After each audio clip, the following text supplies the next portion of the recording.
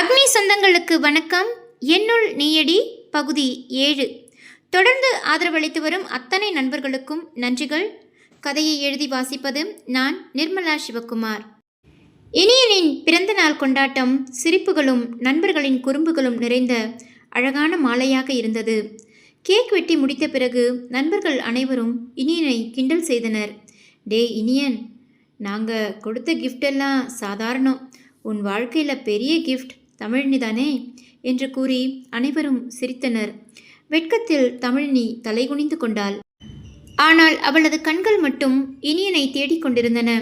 சிறிது நேரம் கழித்து கூட்டத்தின் சத்தத்திலிருந்து விலகி ஹோட்டலின் அமைதியான தோட்டப்பகுதிக்கு இருவரும் நடந்து சென்றனர். நிலவொளி, மென்மையான காற்று, அமைதியான அந்த சூழல் இருவரின் மனதிலும் சொல்ல முடியாத சந்தோஷத்தை உருவாக்கியது. தமிழினி, இன்று எனக்கு கிடைத்த எல்லா பரிசுகளையும் விட நீ என் வாழ்க்கையில் வந்ததே மிகப்பெரிய பரிசு என்று உணர்ச்சியோடு கூறினான் இனியன். அவனது வார்த்தைகளை கேட்ட தமிழினியின் கண்களில் ஆனந்த கண்ணீர் மின்னியது. இனியன், என் வாழ்க்கையில் என்னை இவ்வளவு புரிந்து கொண்டு இவ்வளவு அன்பாக பார்த்து கொள்வாய் என்று நான் நினைக்கவே இல்லை. என் வாழ்நாள் முழுவதும் இந்த அன்பை நான் பாதுகாப்பேன் என்றாள். அந்த நொடியில் அவன் கையை மெதுவாக பிடித்தான்.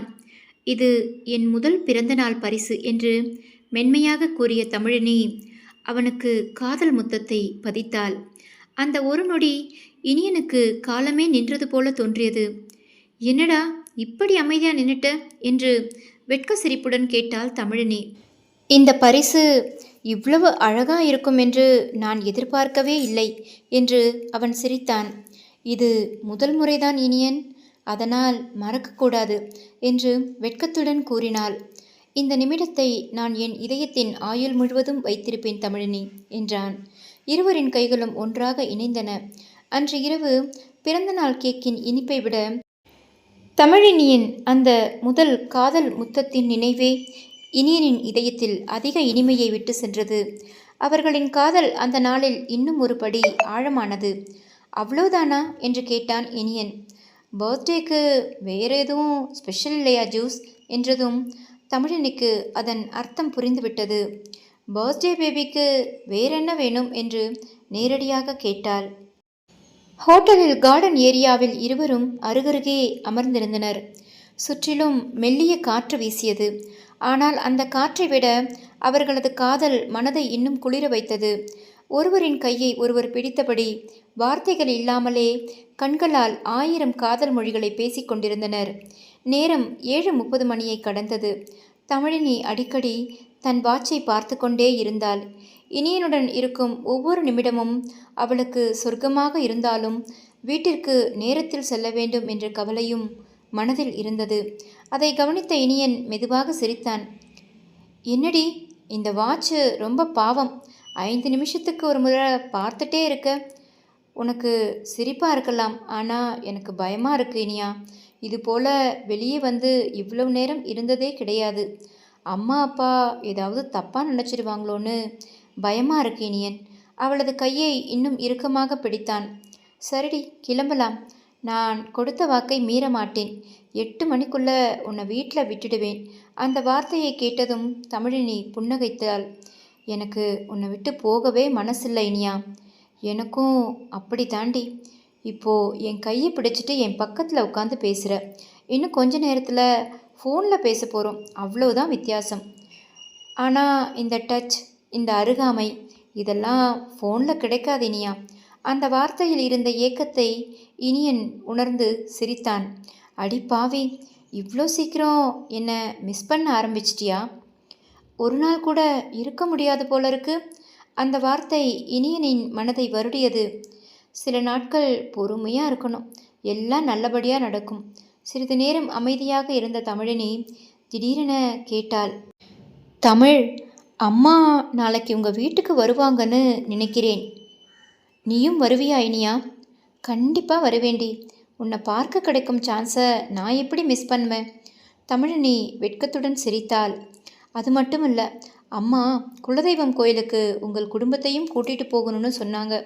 ஒருவேளை ஞாயிற்றுக்கிழமை கூட இருக்கலாம். உண்மையாவா இனியா? அப்படி நடந்தால் ரொம்ப சந்தோஷம். அப்போது நான் என்ன பண்ணுவேன் தெரியுமா? எல்லாரும் பேசிகிட்டு இருப்பாங்க, நான் மட்டும் உன்னை தூரத்துலேருந்து பார்த்துட்டே இருப்பேன். ஏன் தூரத்துலேருந்து மட்டும் பார்க்கணும்? அதுதான் காதல்டி. எல்லாருக்கும் தெரியாமல் ஒரு திருட்டு பார்வை பார்க்குறது சந்தோஷமே தனி. தமிழினி சிரித்துக்கொண்டே தோளில் சாய்ந்தாள். நீ ரொம்ப மாறிட்ட இனியா. என்ன பண்ணுறதுடி, என் வாழ்க்கைக்குள்ள தமிழினி வந்த பிறகு என் பேச்சும் மனசும் எல்லாமே காதல் பேச ஆரம்பிச்சிருச்சு. அவள் வெட்கத்தில் தலை குனிந்தாள். நேரம் 7:45. வாடி, இல்லைன்னா உங்கள் அப்பா என்னை மருமகனாக ஏற்றுக்கிறதுக்குள்ள முன்னாடியே வில்லனாக மாறிட போகிறாரு என்று இனியன் கலாய்க்க தமிழினி சிரித்துக்கொண்டே அவனுடன் காரை நோக்கி நடந்தாள். காதல் பயணம் இன்னும் அழகான நினைவுகளை நோக்கி நகர்ந்தது. இனியனின் கார் மெதுவாக சாலையில் பயணித்து கொண்டிருந்தது. வெளியே இரவின் குளிர்காற்று வீசிக்கொண்டிருந்தாலும் காருக்குள் இருவரின் சிறு சிறு உரையாடல்கள் காதலின் வெப்பத்தை கூட்டிக் கொண்டே இருந்தது.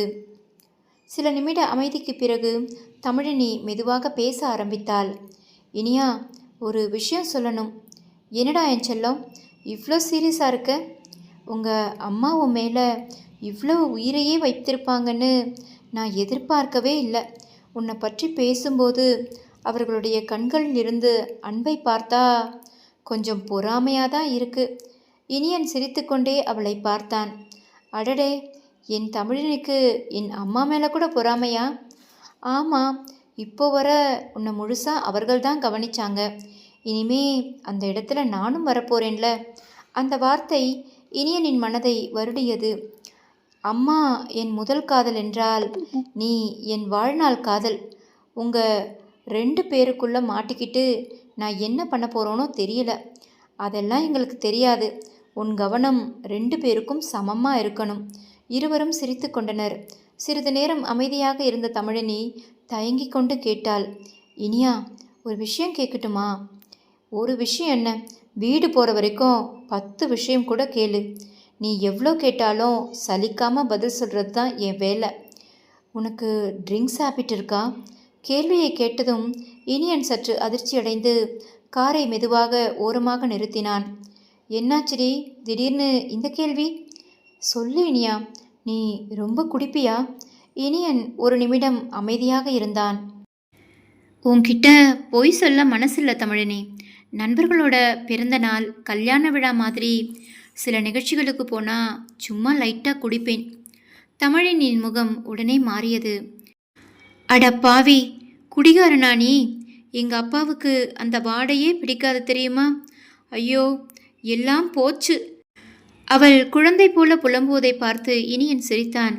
ஏய் லூசு, இவ்வளோ டென்ஷன் ஆகாத. பிஸ்னஸ் மீட்டிங், பார்ட்டி இதெல்லாம் அந்த சூழலில் சாதாரணமாக இருக்கும். ஆனால் இப்போ உனக்கு அது பிடிக்காது இல்லையா? அமைதியாக தலையசைத்தாள் தமிழினி. அவ்வளோதானே, சரி, இன்னைக்கிருந்து நான் குடிக்க மாட்டேன். தமிழினி அதிர்ச்சியாக அவனை பார்த்தாள். இவ்வளோ ஈஸியாக சொல்கிற? எனக்கு ஒரு பழக்கத்தை விடுறது கஷ்டமாக இருக்கலாம். ஆனால் என்னோடய வாழ்க்கையாக வரப்போகிற உன் மனசை கஷ்டப்படுறது அதை விட கஷ்டம்டி. அந்த வார்த்தையை கேட்ட தமிழினியின் கண்கள் கலங்கின. தேங்க்ஸ் இனியா. தேங்க்ஸ் எல்லாம் வேண்டாம். நீ சந்தோஷமாக இருந்தால் அதுவே எனக்கு போதும். அப்போது தமிழினியின் ஃபோன் ஒலித்தது. மறுமுனையில் அவளது தங்கை முல்லை. அக்கா, எங்கே இருக்க? எப்போ வருவ? இன்னும் 5 மினிட்ஸில் வீட்டுக்கு வந்துடுவேண்டா. சரி, மாமா எனக்கு கேக் வாங்கி கொடுத்தாரா? தமிழினி சிரித்தாள். கேக்கா? பொருடி. அவள் தங்கையுடன் பேசி கொண்டிருப்பதை கேட்ட இனியன் உடனே காரை ஒரு பெரிய பேக்கரி முன்பு நிறுத்தினான். இனியா, என்னாச்சு? முல்லைக்கு என்ன பிடிக்கும்னு எனக்கு தெரியாதில்லையா? அவள் என்னென்ன சாப்பிடுவாளோ எல்லாத்தையும் வாங்கிடலாம். சில நிமிடங்களில் கேக், சாக்லேட், ஸ்நாக்ஸ் என நிறைய பொருட்களுடன் காருக்குள் வந்தான். அதை பார்த்த தமிழினி ஆச்சரியப்பட்டாள். இனியா, இவ்வளவு எதுக்கு? இனியன் அவளை பார்த்து சிரித்தான். தமிழ், நமக்கு குழந்தை பிறக்கிற வரைக்கும் முல்லை தான் நம்ம குழந்தை. அவள் என்ன கேட்டாலும் வாங்கி கொடு. என்கிட்ட கேட்க யோசிக்கவே வேண்டாம். அந்த ஒரு வார்த்தையில் இனியனின் அன்பு, குடும்ப பாசம், எதிர்கால கனவு எல்லாமே இருந்தது. தமிழினின் கண்கள் அவனை பார்த்து கொண்டே இருந்தன. இனியா, நான் உன்னை காதலிச்சது சரியான முடிவுதான். இப்போதான் தெரிஞ்சுதா? இன்னும் வாழ்க்கை முழுக்க தினமும் நிரூபிச்சுக்கிட்டே இருப்பேண்டி. கார் மீண்டும் தமிழினியின் வீட்டை நோக்கி கிளம்பியது. ஆனால் அந்த இரவு தமிழினியின் மனதில் இனியனின் மீது இருந்த காதல் இன்னும் ஒரு அடி ஆழமாக இருந்தது. இனியனின் கார் தமிழினியின் வீட்டு வாசலில் வந்து நின்றது. வழி முழுவதும் இருவரும் பேசிக்கொண்டே வந்திருந்தாலும் பிரியும் அந்த சில நொடிகள் இருவருக்கும் மிகவும் கனமாக இருந்தது. உன் கூட டிரைவிங்கில் வர்றது எனக்கு ரொம்ப பிடிச்சிருக்குடா. காரின் கதவை திறந்து இறங்கிய தமிழினி இன்னும் சில நிமிடங்களாவது அவனுடன் பேச வேண்டும் என்ற ஆசையோடு அவனை பார்த்து கொண்டே இருந்தாள். அந்த நேரத்தில் வீட்டின் கதவு திறந்தது. ராஜன், வாங்கப்பா இனியன், வெளியிலேயே நின்றுட்டுருக்கீங்களே, உள்ளே வாங்க. இல்லை அங்கிள், டைம் ஆச்சு, இன்னொரு நாள் நிதானமாக வரேன். அவன் சொல்லி முடிப்பதற்குள் முல்லை ஓடி வந்து காரின் அருகில் நின்றாள். மாமா, எங்கே போகிறீங்க? உள்ளே வாங்கன்னு சொன்னால் வரணும், இது இந்த முல்லையோட உத்தரவு என்று சொல்லிக்கொண்டே அவனின் கையை பிடித்து இழுத்தாள். அடடே, இப்பவே இவ்வளோ உரிமையா? சரி சரி வரேன் என்று சிரித்துக்கொண்டே காரை ஆஃப் செய்துவிட்டு உள்ளே வந்தான். வீட்டிற்குள் நுழைந்தவுடன் முல்லையின் கலாட்டா ஆரம்பமாகியது. மாமா, என்ன இன்னைக்கு ரொம்ப ரொமான்ஸாக இருந்தீங்க போல, 2 பேரும் ஒரே கலர் ட்ரெஸ் போட்டிருக்கீங்க, ஜோடியாக வந்திருக்கீங்க. தமிழினி உடனே வெட்கப்பட்டு, ஏய் முல்லை, சும்மா இருடி, அக்கா வெட்கப்படுறத பாருங்க மாமா. சரி, அக்காவுக்கு மட்டும் டைமண்ட் ரிங்கெல்லாம் வாங்கி கொடுத்தீங்க, அடுத்த மாதம் எனக்கும் பர்த்டே வருது, என்ன மறந்துடாதீங்க. அவ்வளோதானே முல்லை, உனக்கு என்ன வேணும்னாலும் மாமாவுக்கு ஒரு மெசேஜ் மட்டும் பண்ணு. அடுத்த மாதம் காலேஜ் போகிறதுக்கு முன்னாடி ஒரு நாள் நம்ம 3 பேரும் ஷாப்பிங் போகலாம். அதை கேட்ட முல்லை குதித்து மகிழ்ந்தாள். ஏய் மாமா, சூப்பர், இனிமே என் சைடு நீங்கள் தான். அதை கேட்ட தமிழினி முகத்தை சுளித்தாள். அட பாவி, இவ்வளோ சீக்கிரம் என் தங்கச்சியை உன் பக்கம் மாற்றிட்டியா? என்ன பண்ணுறது தமிழ், உங்கள் வீட்டில் என் ரசிகர் மன்றமே ஆரம்பிச்சாச்சு போல. அனைவரும் சிரித்தனர். அப்போது தமிழினியின் அம்மா அன்பாக கூறினார், தம்பி, டிஃபன் சாப்பிட்டு போங்க. இனியன் மரியாதையுடன் பதிலளித்தான். இல்லை ஆண்டி, அம்மா நான் வீட்டுக்கு போனால் தான் சாப்பிடுவாங்க, எவ்வளோ லேட்டானாலும் என்னோட சாப்பிட வெயிட் பண்ணுவாங்க, அதனால் இன்னொரு நாள் நான் கண்டிப்பாக உங்கள் கையால் சாப்பிட்றேன். அவன் தன் அம்மாவை பற்றி பேசும்போது அவனுடைய கண்களில் தெரிந்த பாசத்தை பார்த்த தமிழினியின் குடும்பத்தினருக்கு அவன் மீது இன்னும் மதிப்பு அதிகரித்தது. கிளம்பும் நேரம் வந்தது. வெளியே செல்லும் முன் இனியன் அனைவரிடமும் விடை பெற்றான். ஆனால் அவன் கண்கள் மட்டும் தமிழினியையே தேடின. போற பார்வையில் யாருக்கும் தெரியாமல் அவளை பார்த்து ஒரு கண்ணடிப்பு கொடுத்தான். அதை பார்த்த தமிழினியின் கன்னங்கள் வெட்கத்தில் சிவந்தன. தமிழினி அவனை வாசல் வரை வழியனுப்பி காரின் கதவை திறந்து இனியன் அவளை பார்த்து சிரித்தான். அந்த நேரம் மெதுவான குரலில் தமிழினி சொன்னாள், மிஸ் யூடா மாமா. ஒரு நொடி இனியன் அப்படியே நின்றுவிட்டான். அடி பாவி, இவ்வளவு நேரம் என் கூட இருந்துட்டு இப்போ கிளம்புற நேரத்தில் சொல்கிறியா? இதை கொஞ்சம் முன்னாடியே சொல்லியிருந்தா இன்னும் கொஞ்ச நேரம் அந்த ஃபீலிங்கில் இருந்திருப்பேன். தமிழினி சிரித்தாள். அப்போ போகவே விடமாட்டியே? அது உண்மைதான். இருவரும் சில நொடிகள் ஒருவரை ஒருவர் பார்த்து கொண்டனர். சரிடி, தூங்கிடாத, நைட்டு வீட்டுக்கு போயிட்டு கால் பண்ணுறேன், இன்னும் நிறைய பேசணும். நான் வெயிட் பண்ணுறேன் மாமா. இனியன் காரில் ஏறி அனைவருக்கும் கையசைத்துவிட்டு கிளம்பினான். கார் தெருமுனையை கடந்து மறையும் வரை தமிழினி அங்கேயே நின்று பார்த்து கொண்டிருந்தாள். அவளது இதழில் ஒரு சிறிய புன்னகை. இந்த காதல் இன்னும் எவ்வளவு அழகான நினைவுகளை தரப்போகிறதோ என்று அவள் மனதில் மென்மையாக நினைத்தாள். தமிழினியை வீட்டில் இறக்கிவிட்டு மனம் நிறைந்த சந்தோஷத்துடன் இனியன் காரை ஓட்டிக்கொண்டு மெயின் ரோட்டை அடைந்தான். அந்த நேரம் அவன் மொபைல் ஒலித்தது. அரவிந்தன், டே மாப்ள, உனக்காக தான் நான் வெயிட் பண்ணிகிட்டே இருக்கோம். தமிழினியை இறக்கி விட்டுட்டு சீக்கிரமாக இங்கே வாடா. இனியன் சிரித்து கொண்டே பதில் சொன்னான். டேய் அரவிந்த், நீ எல்லா பில்லையும் செட்டில் பண்ணிடு, இன்னைக்கு நான் வரமாட்டேன்டா. ஏண்டா, இன்னைக்கு மட்டும் இல்லாமல் எப்போவுமே வரமாட்டேன்னு மாதிரி பேசுகிற? இன்னைக்கு இல்லைடா, இனிமே என்றைக்குமே குடிக்க போகிறதில்ல. அந்த பக்கம் சில நொடிகள் அமைதி. டே இனியா, என்னடா சொல்கிற? மந்த்லி ஒன்ஸ் இப்படி ஜாலியாக இருக்கிறது கூட கிடையாதா? திருந்துங்கடா, குடிப்பழக்கம் உடம்புக்கு நல்லதில்லை. இதெல்லாம் உனக்கு ஓவரா இல்லையாடா? இனியன் சிரித்தான். காதலிச்சு பாருடா, அப்போ தெரியும் அந்த ஃபீலிங். நம்மளை நம்பி வரப்போகிற ஒருத்தருக்காக சில விஷயங்களை மாற்றுறதுல சந்தோஷம் இருக்கு என்று சொல்லிவிட்டு ஃபோனை வைத்தான். சிறிது நேரத்தில் வீட்டிற்கு வந்தான். வாசலிலேயே காத்திருந்த மீனாட்சி அம்மா மகனை பார்த்து புன்னகைத்தார். இனியா, உன் சட்டையில் மல்லிகைப்பூ ஒட்டியிருக்கு பாரு. என்னடா, தமிழினியை பார்க்க போனியா? இனியன் வெட்கத்துடன் சிரித்தான். ஆமாம்மா, பர்த்டே கேக் வெட்டுறதுக்காக மட்டுமில்ல, என் ஃப்ரெண்ட்ஸ் எல்லாருக்கும் அவளை அறிமுகப்படுத்தணும்னு ஆசைப்பட்டேன். மகனின் முகத்தில் தெரிந்த மகிழ்ச்சியை பார்த்த மீனாட்சியின் மனம் நெகிழ்ந்தது. பிறகு மெதுவாக பேச ஆரம்பித்தார். இனியா, ஒரு விஷயம் அம்மா சொல்கிறத புரிஞ்சுக்கணும்டா. ஃபோனில் எவ்வளோ நேரம் வேணாலும் பேசிக்கோங்க. ஆனால் கல்யாணம் முடிகிற வரைக்கும் அடிக்கடி தமிழினி வீட்டுக்கு போகிறத கொஞ்சம் குறைச்சிக்கோ. ஏம்மா, அவர்கள் கிராமத்தில் இருக்கிறவங்க. பார்க்குறவங்க ஏதாவது பேசினா பாவம், அவங்க குடும்பம் சங்கடப்படுவாங்க.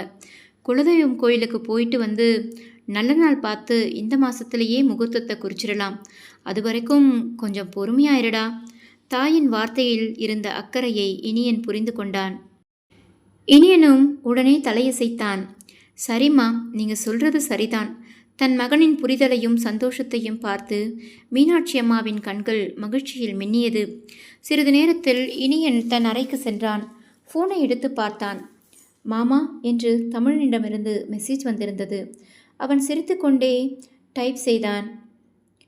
சொல்லுடி செல்லம், எல்லாரும் தூங்கிட்டாங்களா? இல்லை இனியா, உன்னோட கால்காக தான் நான் மாடியில் வெயிட் பண்ணுறேன். முல்லை ஏன் கூட தான் தூங்குவா. நம்ம பேசுகிறது அவளுக்கு டிஸ்டர்பாக இருக்கக்கூடாதுன்னு மேலே வந்தேன். அதை கேட்ட இனியனின் மனம் குளிர்ந்தது. எனக்காக இவ்வளோ கஷ்டப்படுறியாடி? கஷ்டமா? உன்னோட 2 நிமிஷம் பேசுறதுக்காக 2 மணி நேரம் கூட வெயிட் பண்ணுவேன். இனியன் அமைதியாக சிரித்தான். இனியா, நாளைக்கு சாட்டர்டே, காலேஜும் இல்லை. உன்னை பார்க்க முடியாதா? அதுக்கு தான் ஒரு சூப்பரான பிளான் வச்சிருக்கேன். என்ன பிளான் என்றால் தமிழினி. முதல்ல சொல்லு, உனக்கு சமைக்க தெரியுமா தமிழினி? தமிழினி உடனே சிரித்தாள். இனிமே தான் பழகணுண்டா. அப்படியா, சரி, என் பொண்டாட்டிக்கு நானே நல்ல டீச்சராக இருப்பேன். ஐயோ, இப்போவே ஆரம்பிச்சிட்டிங்களா? இருவரும் சிரித்தனர். சிறிது நேரம் கழித்து இனியன் மெதுவாக கேட்டான். தமிழ், ஒரு வீடியோ கால் வர முடியுமா? தூங்குறதுக்கு முன்னாடி ஒரு தடவை உன்னை பார்த்தா நன்றாக இருக்கும். தமிழினி வெட்கத்துடன் சிரித்தாள். சில நிமிஷத்தில் வீடியோ கால் இணைந்தது. அவளை பார்த்த இனியன் சில நொடிகள் பேசாமலே இருந்தான். என்ன மாமா, ஏன் இப்படி பார்க்குறீங்க? என் கண்மணி என்ன ட்ரெஸ் போட்டாலும் அழகு தாண்டி. தமிழினி வெட்கத்தில் முகத்தை மறைத்தாள். போதும் மாமா, ரொம்ப ஓவரா பேசாதீங்க. இனியன் சிரித்துக்கொண்டே ஃபோனில் முத்தத்தை அனுப்பினான். அவளும் வெட்கத்துடன் சிரித்து கொண்டிருந்த அந்த நேரத்தில், அக்கா, இன்னும் நீ என்ன பண்ணுற என்று பின்னால் முல்லையின் குரல் கேட்டது. ஐயோ என்று பதறி வேகமாக வீடியோ காலை கட் செய்தாள். கீழே சென்ற முல்லை, போதும்க்கா, மாமாவோட ரொமான்ஸு நாளைக்கும் தொடரலாம். இப்போ தூங்க வாங்க. தமிழினி வெட்கத்துடன் அவளை அடிக்க ஓடினாள். அதே நேரம் இனியன் ஃபோனை பார்த்து கொண்டு சிரித்து கொண்டிருந்தான். சில வினாடிகளில் மீண்டும் ஒரு மெசேஜ் வந்தது. Hi juice. அடடே, இன்னும் தூங்கலையா? இந்த ராத்திரி முழுக்க பேசணும் போல இருக்குடி. அந்த இரவு தூக்கம் இருவரின் கண்களிலும் குறைவாக இருந்தது. ஆனால் காதல் மட்டும் நிறைந்திருந்தது. என்னுள் நீயடி தொடரும். தொடர்ந்து இணைந்திருங்கள். நன்றி, வணக்கம்.